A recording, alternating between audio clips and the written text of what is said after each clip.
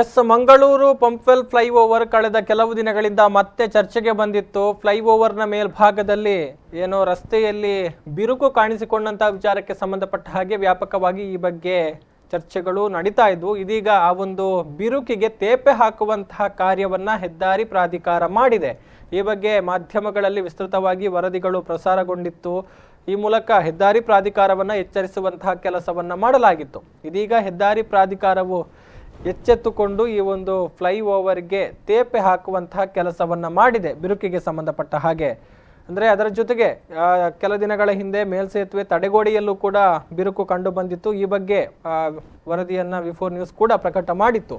ಈ ಸಂದರ್ಭದಲ್ಲಿ ಶೀಘ್ರವಾಗಿ ಸರಿಪಡಿಸುವಂತಹ ಭರವಸೆಯನ್ನ ಕೊಟ್ಟಿದ್ರು ಹೆದ್ದಾರಿ ಪ್ರಾಧಿಕಾರದ ಅಧಿಕಾರಿಗಳು. ಇದೀಗ ಆ ಒಂದು ಬಿರುಕಿಗೆ ತೇಪೆ ಹಾಕುವಂತಹ ಕೆಲಸಗಳು ನಡೆದಿದೆ. ಅದರ ಜೊತೆಗೆ ಏನು ಅನೇಕ ಸರ್ವಿಸ್ ರಸ್ತೆಯ ಭಾಗದಲ್ಲಿ ಏನು ಮಣ್ಣು ರಸ್ತೆಗೆ ಬೀಳುವಂತಹ ಅಪಾಯ ಇತ್ತು. ಮಳೆಗಾಲದಲ್ಲಿ ಹೆಚ್ಚಿನ ಪ್ರಮಾಣದಲ್ಲಿ ಮಳೆ ಬಂದರೆ ಮಳೆ ನೀರಿನ ಮೂಲಕ ಆ ಡಿವೈಡರ್ಗಳು ಅಂದರೆ ಹೆದ್ದಾರಿ ಮತ್ತು ಸರ್ವಿಸ್ ರಸ್ತೆಯ ಮಧ್ಯೆ ಇದ್ದಂಥ ಪ್ರದೇಶದಲ್ಲಿ ಹಾಕಿದ್ದಂತಹ ಮಣ್ಣು ರಸ್ತೆಗೆ ಬರುವಂತಹ ಸಾಧ್ಯತೆಗಳಿತ್ತು. ಅದನ್ನ ಈಗ ಅದಕ್ಕೂ ಕೂಡ ಕಾಂಕ್ರೀಟ್ ಹಾಕುವಂತಹ ಕೆಲಸಗಳು ನಡೀತಾ ಇದೆ. ಎಸ್, ನಾವು ದೃಶ್ಯಗಳಲ್ಲಿ ಕೂಡ ನೋಡ್ತಾ ಇದ್ದೇವೆ. ಇದು ಅತ್ತ ಕಡೆಯಿಂದ ತೊಕ್ಕೊಟ್ಟು ಭಾಗದಿಂದ ಈ ಕಡೆಗೆ ಬರುವಂತಹ ಸಂದರ್ಭದಲ್ಲಿ ಏನು ಮಣ್ಣು ಹಾಕಿದ್ದಂತಹ ಪ್ರದೇಶದಿಂದ ಮಣ್ಣು ಹರಿದು ರಸ್ತೆಯ ಮೇಲೆ ಬಂದಿತ್ತು.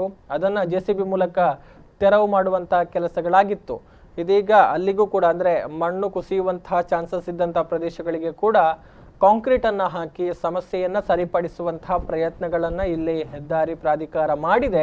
ಆದರೆ ಇಲ್ಲಿ ಹಾಕಿರುವಂತಹ ತೇಪೆಯನ್ನ ಗಮನಿಸಿದಾಗ ಸಾರ್ವಜನಿಕರು ಹೇಳ್ತಾ ಇರುವಂತಹ ಮಾತು, ಇದು ಕೇವಲ ಕಣ್ಣೊರೆಸುವ ತಂತ್ರ ಅನ್ನುವಂಥದ್ದು. ಇಲ್ಲಿ ಸೂಕ್ತವಾಗಿ ಯಾವ ಕ್ರಮವನ್ನು ತೆಗೆದುಕೊಳ್ಬೇಕಿತ್ತು ಅಂದ್ರೆ ಸೂಕ್ತವಾಗಿ ಪರಿಶೀಲನೆ ನಡೆಸಿ ಏನಾಗಿದೆ ಅನ್ನುವಂಥದ್ದನ್ನ ಗಮನಿಸಿ ಕೆಲಸವನ್ನ ಮಾಡಬೇಕಿತ್ತು.